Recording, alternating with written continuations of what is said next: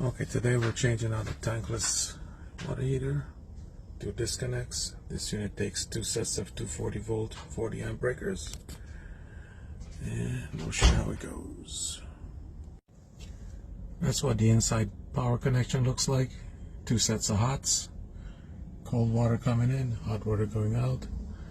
They have 1 valve here, 1 valve here. Makes it easy. We're going to break our plumbing connections and pull this old unit out. Okay, everything is disconnected. Hot, cold connections. Those are not glued on. We're just going to pull it right up. Show you the next step. This is the old Titan N180. 1/2-inch connections on the sides. Power at the bottom. The new Titan N180. Connections at the bottom. And the electrical is changed. So we're going to make some.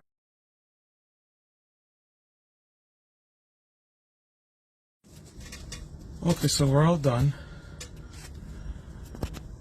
That's the change around.